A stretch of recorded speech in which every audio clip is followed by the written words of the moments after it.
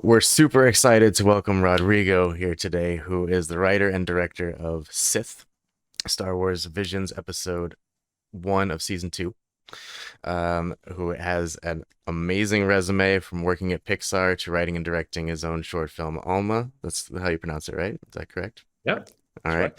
And many other things I'm sure that I'm forgetting at the moment, but you can fill us in on as we go and talk about how you got into writing and directing for a Star Wars episode because that's amazing and I want to know Pretty more. amazing.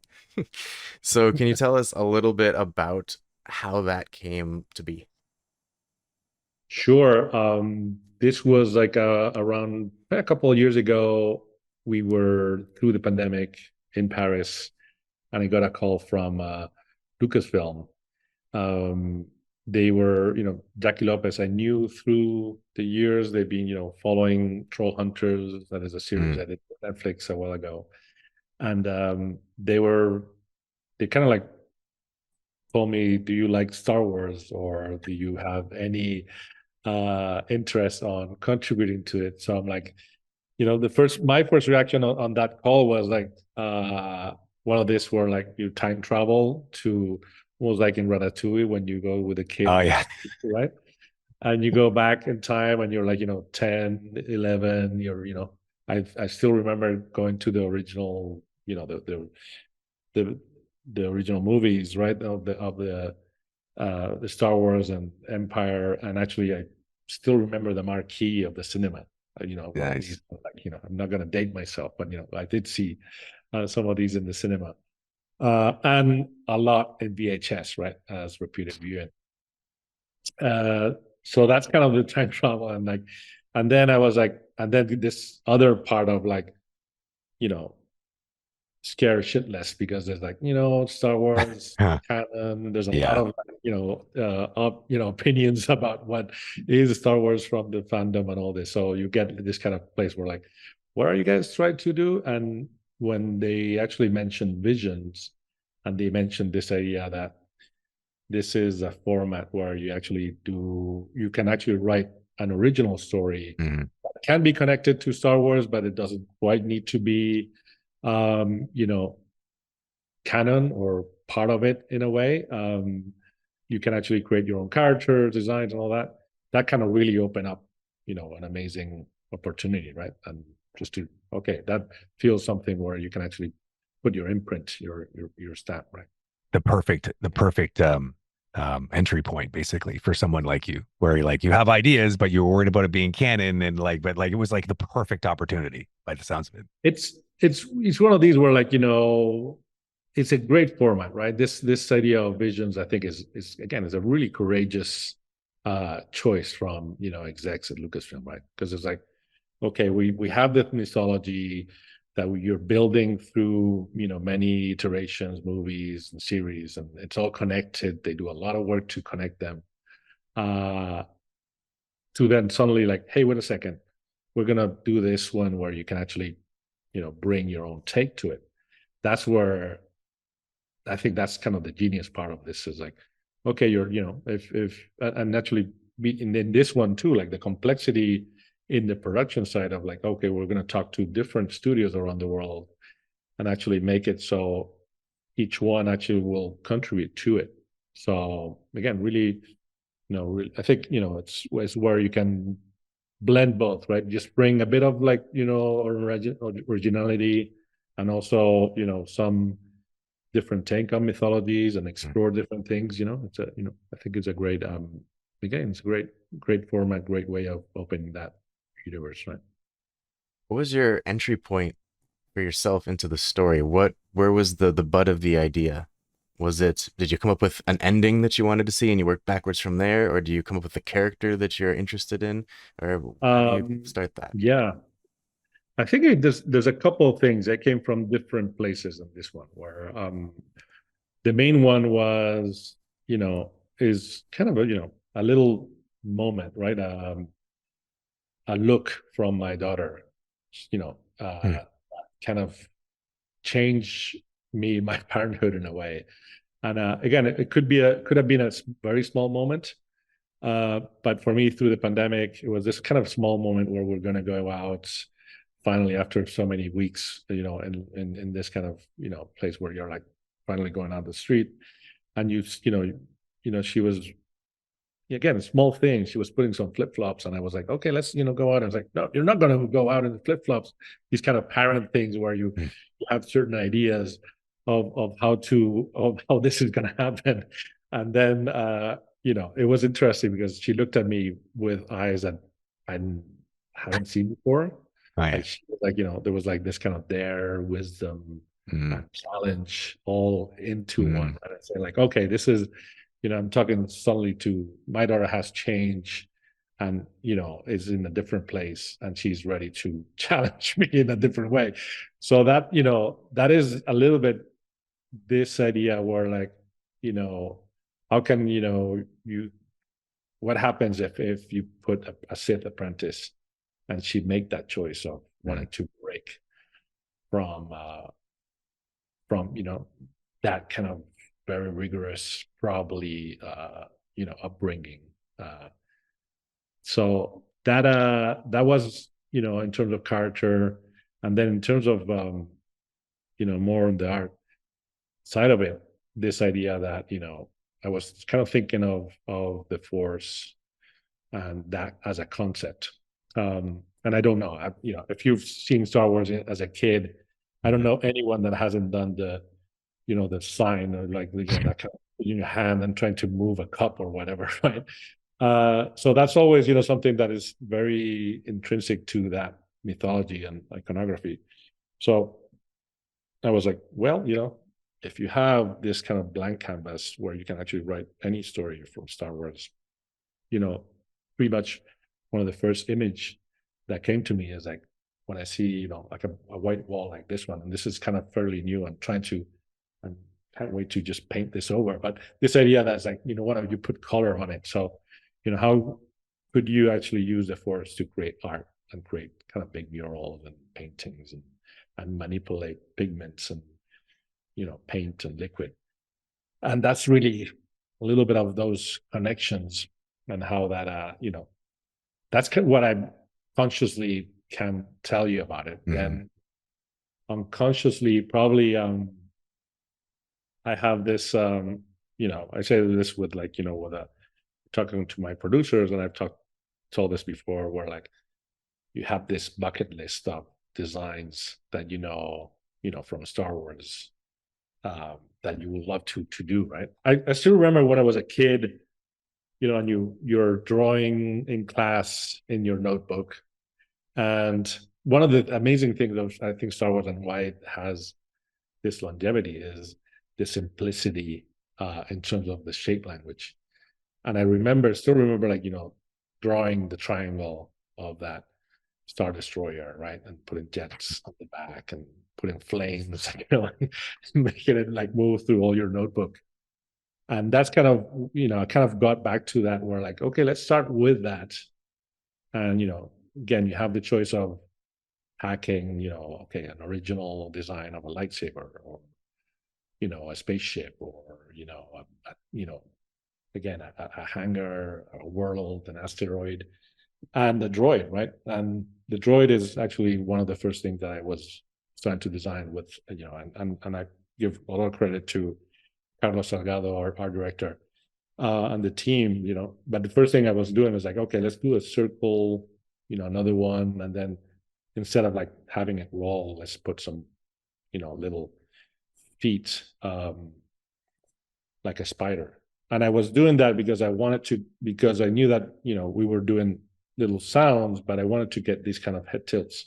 We talked with Jacob a lot about this, where like, he feels like a little, again, I'm rambling, but he feels like it's good. It's a all little, great. dog, a little border collie that we're kind of referencing, as a relationship with Lola. Like that's actually their relationship in a way. They're buddies that way. And the way that he communicates is this idea of like, he's kind of using these head tilts, and those legs will help, almost like shoulders, create that reference to create with one eye some expressiveness and emotion through it. So again, a lot of little things, but those are some seeds of inspiration. There's so many iconic pieces of Star Wars throughout, yeah. just society, or what's the right word for it? The like the Pulp culture, Fiction. the yeah, Yeah. pop culture in general, but the like lightsaber battles using the force and droid sidekicks, cute Yeah. extra characters that go along with our main heroes. There's so many pieces and elements that you have to make sure that you're adding into your story that I think Mm. you certainly did in a really amazing way. And the droid is so cute. And yes, the head tilts. I remember talking about those through dailies and the border collie aspect, and he is Yeah. very adorable. That's Yeah. cool. Check. Like, and a speeder, right? Like I think that And the is, speeder, yeah, and interesting yeah, vehicles as well in Yeah. the yeah, Star right. Wars universe. Yeah. Yeah. There's so many things on terms of and we talked about this, but how design um and the way you think about design almost in an industrial design way, and how it affects animation, right? Um, Part of I think what it makes it interesting design wise, and I think that's props to those ILM and those guys and the artists that have worked from the originals to these days, and how I think part of the connection of how we like the production design on these and how we are inspired by that and think in the movies is what these guys have created in terms of connecting a sci-fi futuristic design with a functional Yeah. design, and the craft that goes into the when they were looking at Mhm.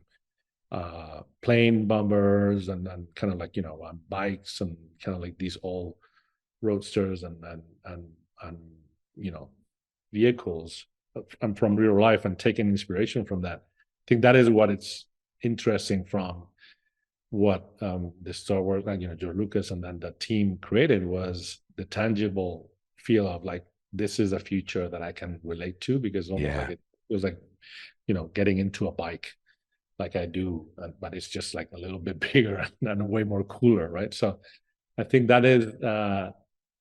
that's one of the things we've talked a lot with animators, was like touching props and the designs and kind of like making it feel like they're working, right? Not just, Yeah.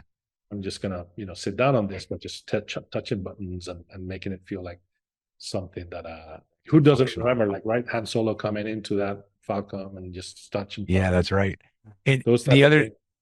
I feel like the other thing you really captured really well too is something that the original Star Wars did a lot as well, is the imperfection of that technology, right? It's just because it's futuristic doesn't mean it all works. That's something we can all relate to, right?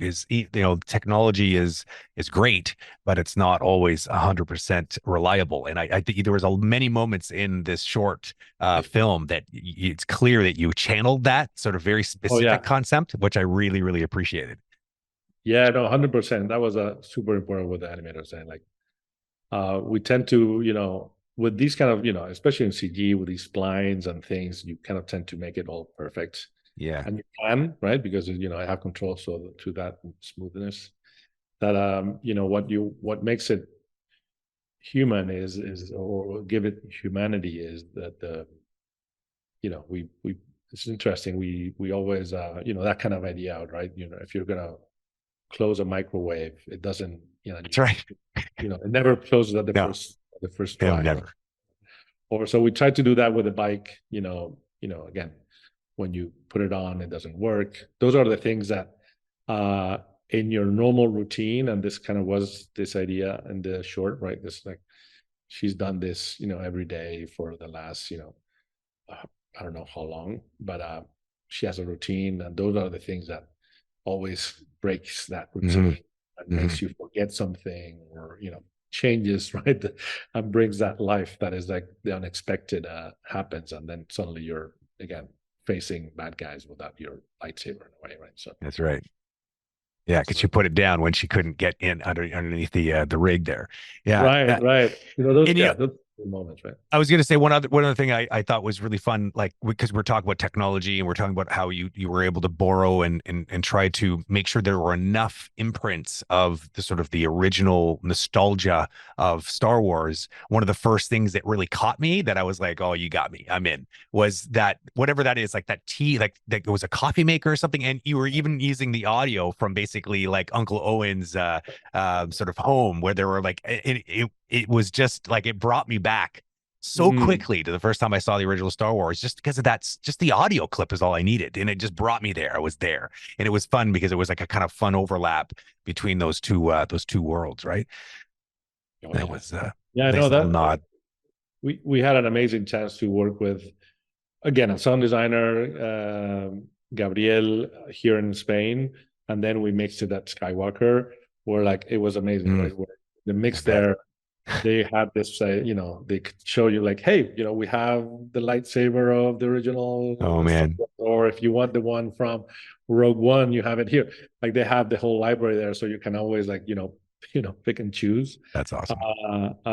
Yeah, that was an amazing experience with Tom Myers over there at Skywalker and that team. Um, yeah, you're creating that. It was important. It's interesting because in that scene, uh, it was important. Sound was super important to make it feel realistic and familiar, because you kind of get into the short in a such unfamiliar way. It was blank canvas. There's little. We're asking a lot for the audience to just, hey, and I always like that when it works, right? But when you try to make it work and then connects, is this idea that the audience is willing to give you that chance and go along for the ride, and not trying to explain it right away, the whole thing, but just let them discover it little by little. And we were in such an unfamiliar place where, like, okay, we're in a world where almost like we're in Loda's head, right? Where she has, manipulated with the force this planet, this, space, to look more inspiring and kind of artsy in a way, or like have that kind of blank canvas of like of what is going to inspire her today, right? Um, so in a way to ground it is like, okay, can we make the sound of the droid rolling something Mm, you are familiar with, and then you mm, feel like there's metal.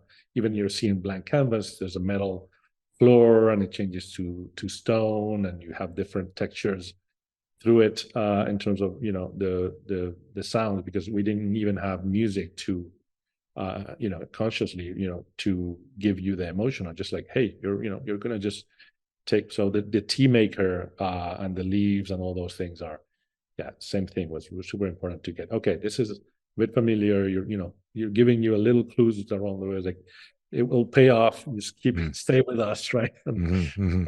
get along for the ride, right? So That's really cool.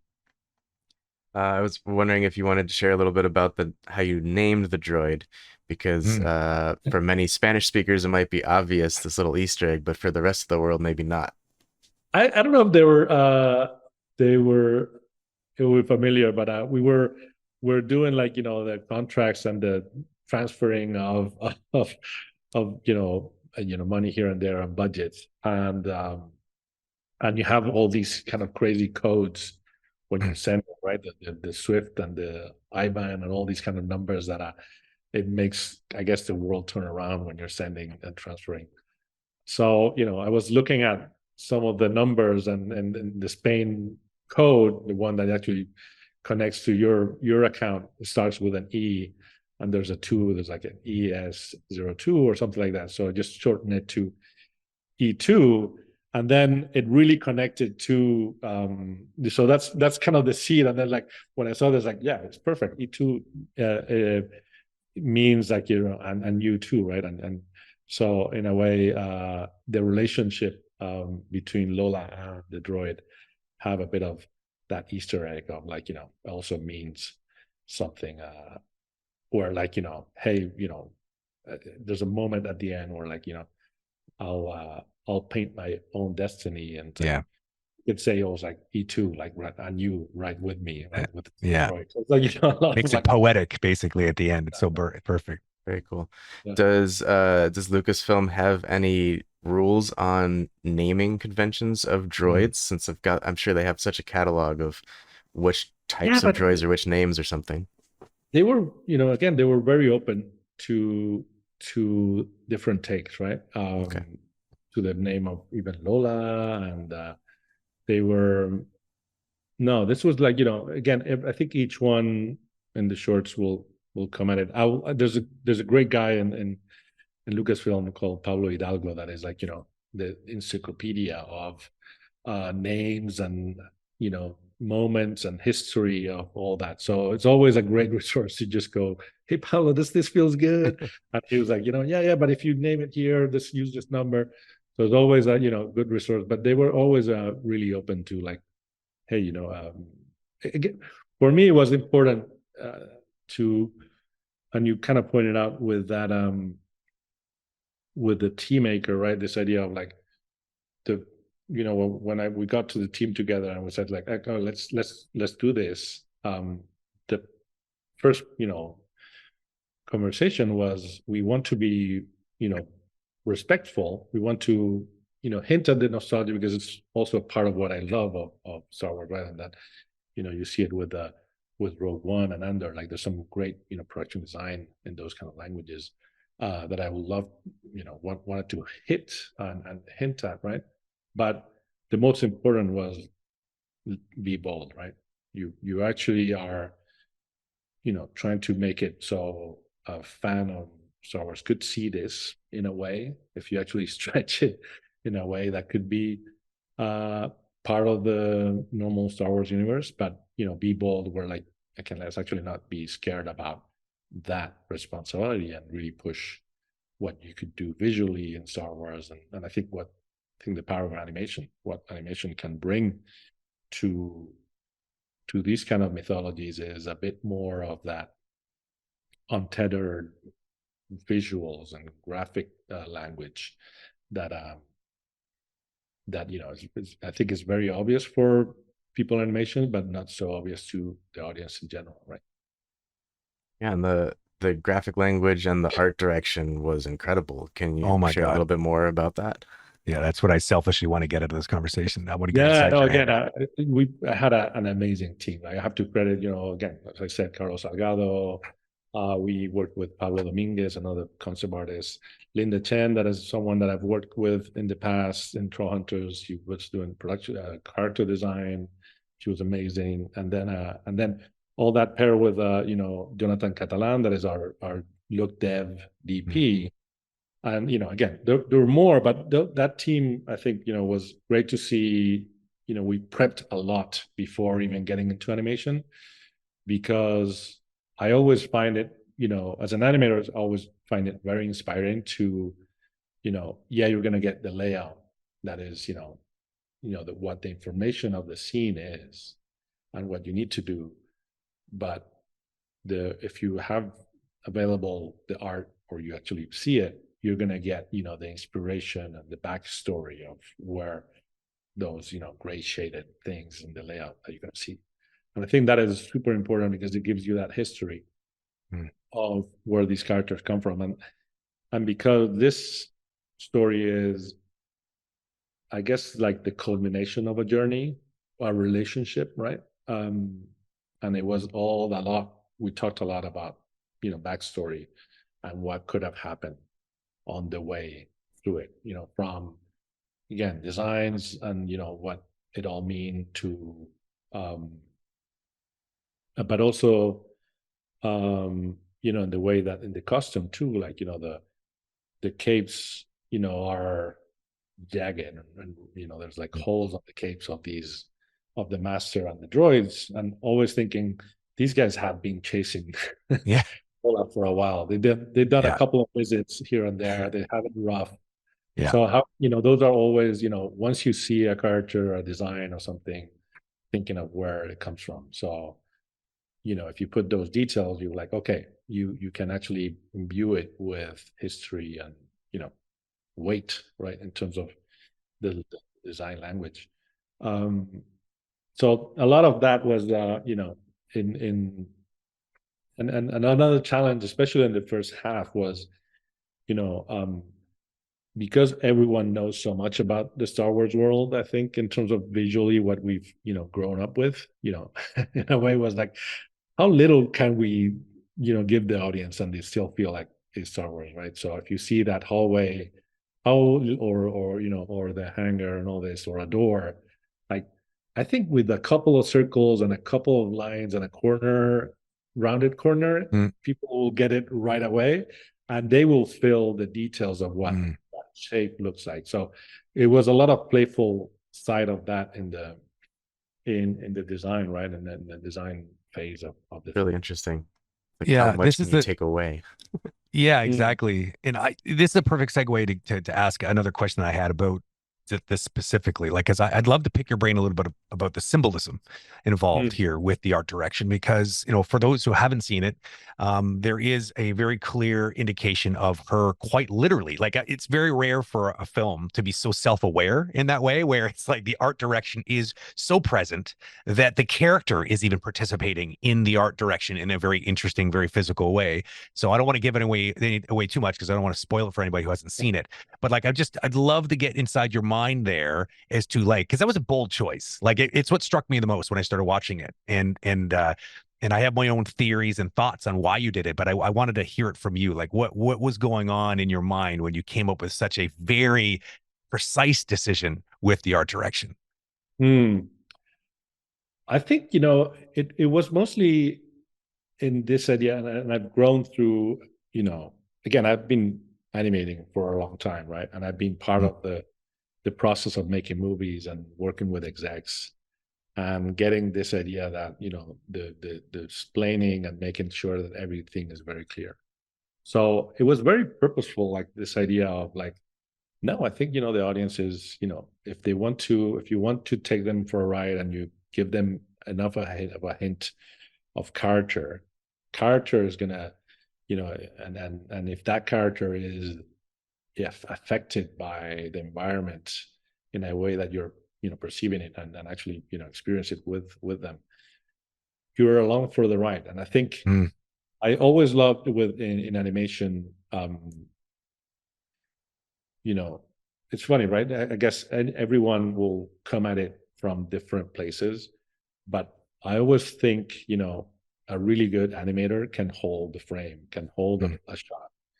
And if he makes all those choices and almost without cutting, if you feel like, you're making the performance, it's really magic. It's really something that, captivates you, because you're seeing this kind of stylized version of a character doing something that's very familiar mm. with what you do in a day by day, and or like little gestures, right?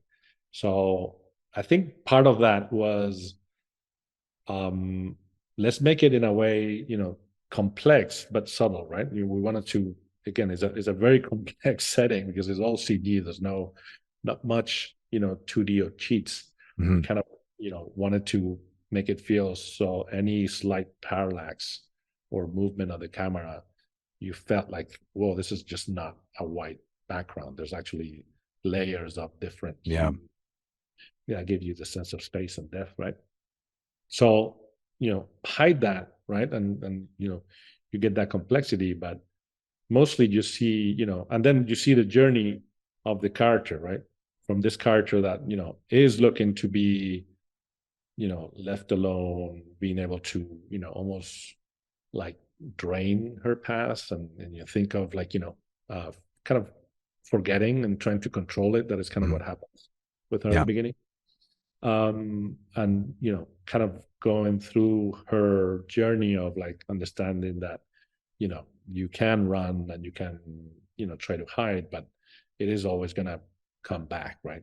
If you live long enough, the past will show up and say like, hey, I'm here. And and we kind of, you know personalize it with the master. But you could see it on that kind of reality, almost like creeping in, and her losing a bit of control of what she's turning this planet into. So that was always had this idea of like, I love to get this moment where like you contrast this imaginary world that she's created. Yeah. In a, and then see the grittiness. Well, Yeah. she's quite literally creating it. That's what I loved about it. It's like she's living in this canvas that's like what that's I it took to be completely honest. It was really it took me completely off guard, and it wasn't until there was that one scene where I just love it because it really hits home when it was that scene where the droid is going through a hallway, but that hallway was dark. That hallway was still something that she hadn't purged some way. There's still that Sith in here somewhere, and it made the droid nervous. You know what I mean? Like you could feel it. And I don't know, it didn't hit me until towards the end where it was very clear that she is trying to create like herself. She's trying to I don't know, like redefine herself through an artistic expression of the world that she wants to live in. And I just thought that was just, I don't know. I don't want to throw too many flowers at your feet, but I just thought that was really clever and I really liked it a lot. Thank you. It's interesting, right? Because that is a typical scene that will be cut anywhere else, right? That's because right. And actually, there was a moment where, like, I got questions, right, from people, like, is this, giving you anything? Do you want to get to the paint faster? Yeah. And I'm like, and it's one of these where, like, it's unconscious, right? It's like, I just feel like we need to hint that, she's not totally in control, and without explaining it or making it too obvious, you feel that, there's a little bit of cold, and I think the animators did a great job there. Oh, man. They're just, their shoulders are a little higher. She's a little tucked in. Feels like a little more cold in terms of like that environment, and definitely with the droid and all those, the movement of, like, that kind of curious. Holy shit, this is not the place where we just came from. That is, forest. Yeah, no, that was an interesting one. And I'm glad you pointed out, because it's I think these kind of stories are an experience too, right? You're not only aiming to the rational, but you're also aiming to something that is harder to define with words. Yeah. And that's not, that place was, hey, I'm going through part of myself that I don't quite control yet, right? I'll shut up because I'm being a bit of a Rodrigo hog, so I'm going to let Jacob basically pick your brain a little bit. I was actually going to mention that shot going through the hallway that you mentioned the animators on, that was Kane, and he did an amazing job, and that was his first this is his first production as an animator. Yeah. So it's awesome experience for him, and that you thought that was a really great shot. So that's really cool. Yeah. And it was a complex one too, because very complex. Oh yeah, there was a challenge technically. Their online response that I've seen to the short has been phenomenal. Oh yeah, including a lot of praise about the lightsabers and the lightsaber battle. Can you share a little bit more about that? Yeah. Got to get that right. That's for sure. Otherwise, you get basically, attacked in the middle of the night of these rabid Star Wars fans. Oh, again, that's an interesting one. It's an interesting one, this one, because, when I was talking to Lucasfilm, we're just setting up this, again, studio in Madrid, with this in mind, right? It's like this conversation trigger, we should do this in Spain, you should come back to Madrid. And they're very open to those kind of experiences.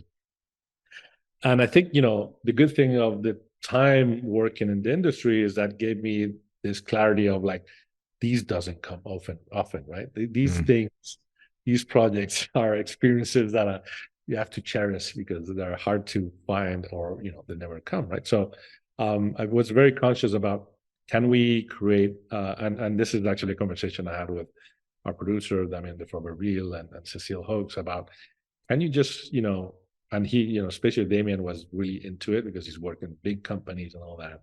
And this idea of, like, can you create a little bit of a garage feeling of, like, hey, you don't have it all figured out.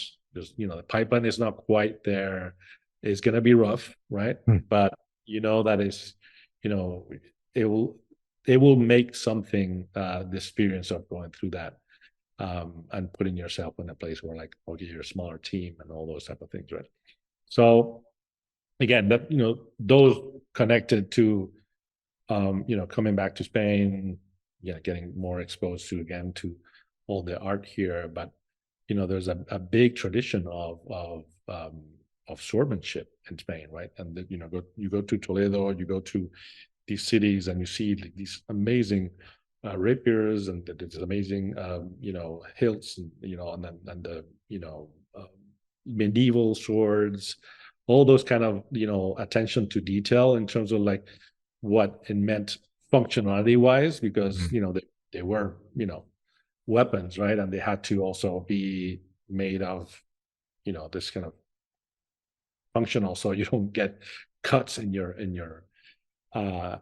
hands and all that. So a lot of like going through these old swords, and specifically on this one was this medieval soldier kind of myth that is in Spain. That's called el Cid, that had these kind of more medieval swoosh and buckle type of sword that is the master.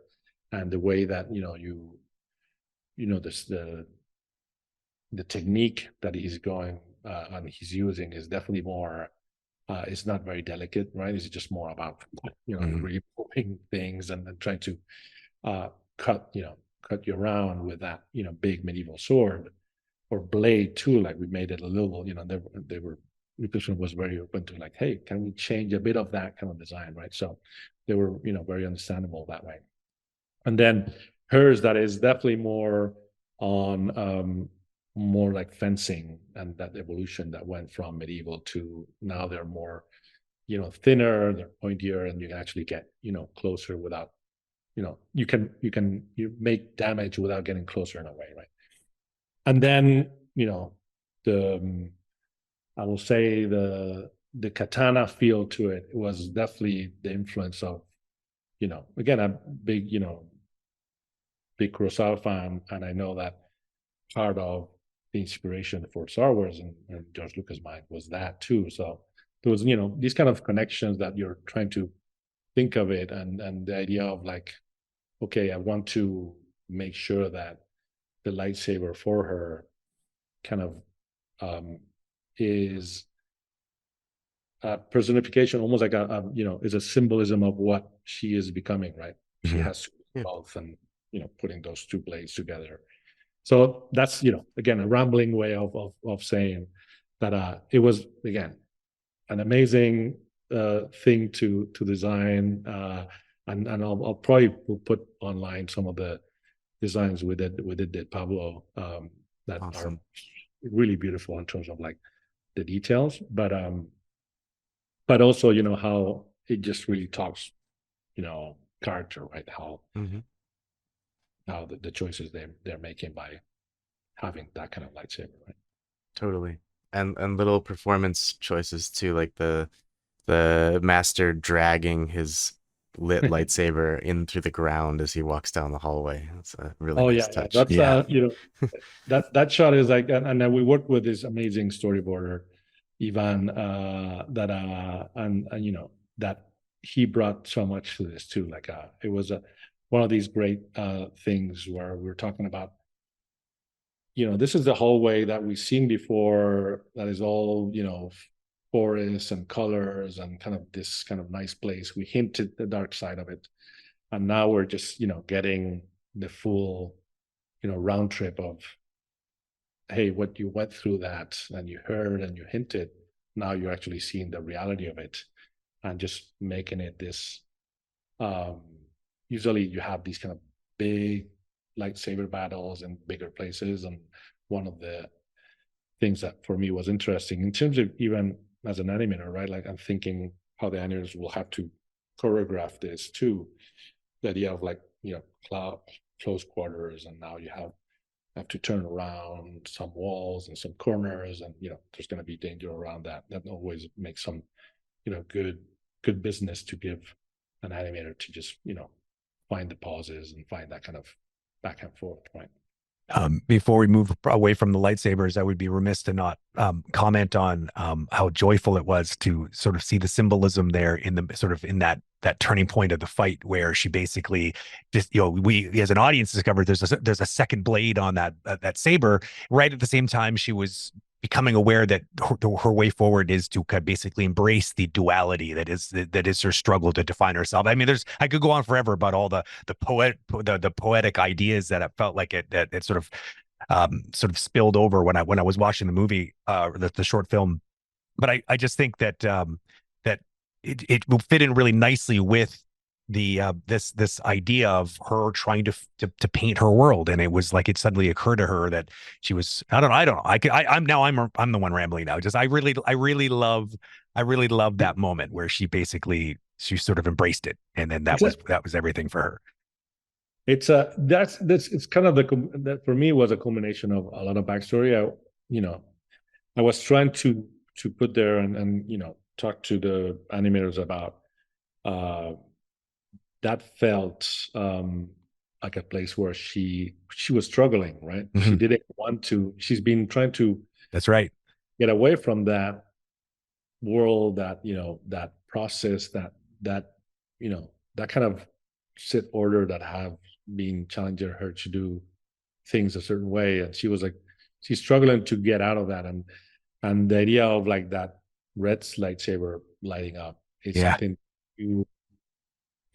is she's not quite sure about it, right? Yeah. Even at the end, she's like, struggling with like, yeah, I kind of did that step that I didn't want to do. Yeah. That was, confront the master that way, right? So I think part of that was, again, I think it was an amazing, and then there's a shot there that, again, there was great animators all around in that scene. But Daniel Huertas, I love this shot where like it says so much when the camera moves down and you see kind of her realizing that darkness is coming out of her through the arm, right, and mechanical arm, and then you see that that black and dark paint is actually expanding and realizing, oh, I can control that because it's part of me. And that's when you come back. We did a couple of things. Again, the acting was great, very subtle and amazing. Very hard to animate hands, and you're really in the front, in the foreground. So those are really tricky things to do. But also we lit it differently, right? We start with a different light in the beginning, and then you see her getting enlightened in a way, right? Even if it's going, understanding that she's darkness too, but enlightening that that catharsis, right? That happens, right? So no, yeah. So again, it was a challenging one, and understanding what her character and the story wanted to do at that point. That was it was a nice. It's nice to see it. It's one of my favorite shots for sure. I'm looking at the clock, and I'm getting nervous about making sure we have enough time to, obviously, considering we have both Jacob and you on the call, to talk a little bit about animation specifically on this beautiful film. I'd just love to hear both of you talk a little bit about the genesis. Like, how did you get to the point where you were able to tune in the sort of the look and feel of the animation? What were the inspirations? Basically, what was that process like, trying to get to where you needed to get to? I mean, you come from animation, so I'm sure you had some very specific thoughts and ideas there. So I'd be just interested to hear what that was like, working with Agora and working with, obviously you had Jacob there to back you up with all your ideas. I was actually, you already touched on it, but I was going to say that with Rodrigo's history as an animator, it made it very simple. We were already set up for success because he was very articulate about what he wanted to see, how he wanted to see it move, drawovers, everyday and dailies. Things that stood out to me were the triangle of forces between the shoulders and the head he was always commenting on. We learned so much about composition and the things that he wanted to see with everything's always on diagonals with Rodrigo. I noticed that, and it makes for beautiful compositions. Right. And there was a lot of really great conversation where all the animators on the team got to learn from Rodrigo and his knowledge of animation and what he wanted to see on the film. So I think that we're set up for success pretty early on. Oh, and again, one of the things that I loved of working with Agora was, really, it was remote.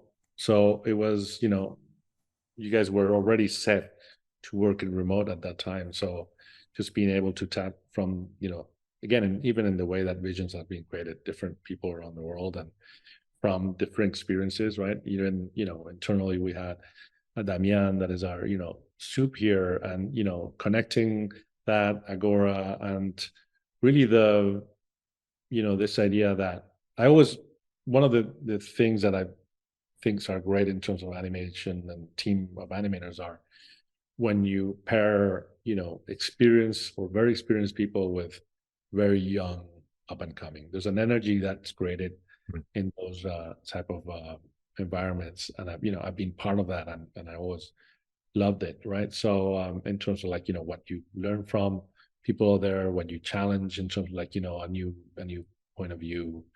So yeah, that connected to an understanding for me on this one.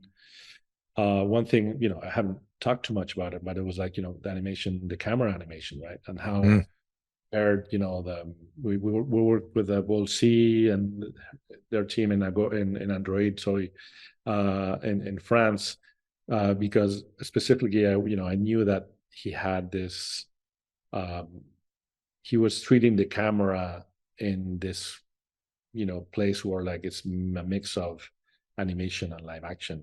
And, having those before animators will come in was great, because it give the animators a sense of okay, this is the playground.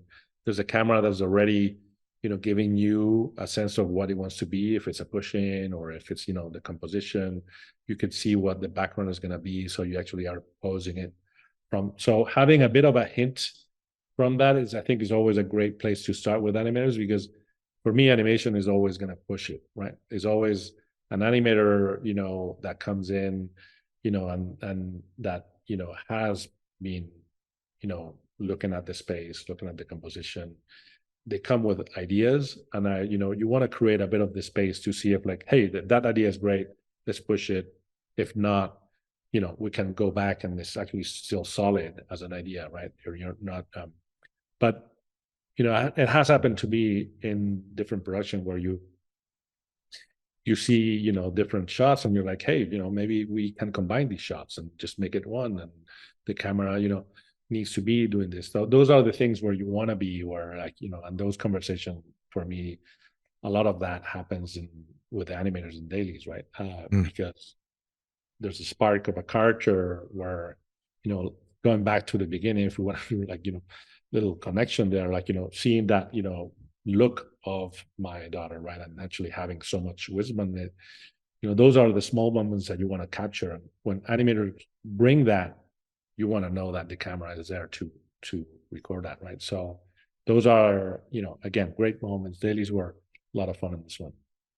They were, for sure. And all the animators got to shoot their own reference and bring some of that nuance to the shots. And it was cool to be able to show Rodrigo the reference. Some directors, you can't really show the reference because they don't understand how it's going to translate to the character. But obviously, with Rodrigo's history, he knows exactly what he's looking at and how to respond to it.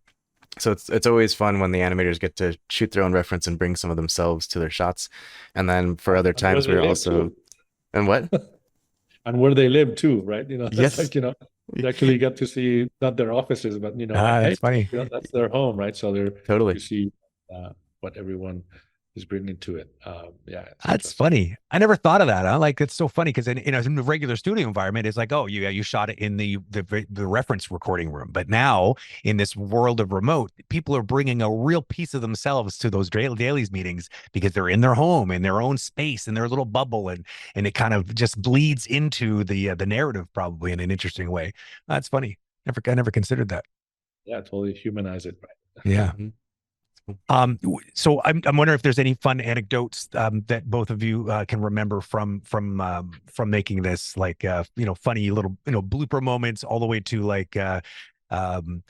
just standout scenes that were maybe tricky, that it was difficult to get it right, but when you got it right, it just felt so awesome. I'm just curious if you had any anecdotes to share on that journey.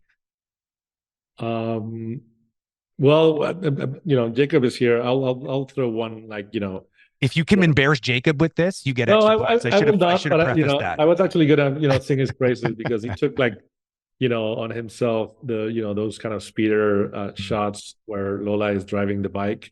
So I'm so glad, because we're in that place where how can we finish this one? Do we have footage? Do we have the animators? And then Jacob really took it himself, and I think there's some of the most beautiful in the short, right? This, and again, You are too those are kind. usually simple, but if they don't feel like you're in that kind of, you're holding that speeder and you're going through it, is actually you have that kind of experience where like I can take those because I know that she's sitting, but at the end it's like, wait a second, these are a little more complex. That is a lot of what it was. There's truth to that. I can take those shots because I know I can do them effectively and efficiently and hopefully quickly. And I did like 10 shots of her on the speeder bike, and half of them she's like that big in the frame, just kind of zoom over a hill. So that was another reason that I took those to lighten the team, because I didn't know if anybody else would want those, and I wanted them to have the meteor shots. And so I'll take this chunk I know I can do pretty quickly, and hopefully right. I feel like the camera really played into those shots as well. I felt like the way that the camera was handled made it really feel like we were on the bike with her. Like it was really well crafted scenes. Like it felt very visceral. Those bike speeding moments. There was like some great paintings on that from Pablo Dominguez. Oh yeah, the environments were crazy good. Well, we're kind of coming to the end here, and I'm trying to be cognitive of everyone's time. I know you are both very busy people, so I think I don't know if there's something else that you wanted to ask Jacob, but otherwise I think we should probably try to wrap it up. Covered a lot of amazing stuff. Yeah, we did. I don't want to hold Rodrigo too much longer. Yep. Okay. Well, it was really a pleasure working with you guys, and again, I think you guys brought so much into it. So it's been a fun ride, this one. Well, thank you for the opportunity. It's been a fun ride. Sorry, Jacob. I didn't mean to talk over you. Go ahead. I was just gonna say thank you for the opportunity to work on the project. It was amazing. It was fun and super educational as well to learn from you. And so thanks for everything, and also thank you for your time today to talk with us about it. I learned a lot of new things about the creation of this project. Great. Thank you very much. For anybody who is watching this and hasn't had a chance to watch it, you really should. I think it's going to, a lot of things we said might feel very abstract today until you go see it, but absolutely, it's definitely worth the experience. I 100% guarantee it. All sense to see it. Sorry? Will make all sense when you see it. It absolutely will. It absolutely will. So yes, thank you, Rodrigo. Have a wonderful rest of your day. And as to you, Jacob. I got you, Brent. See you in the next one. Cheers. All right. Bye-bye.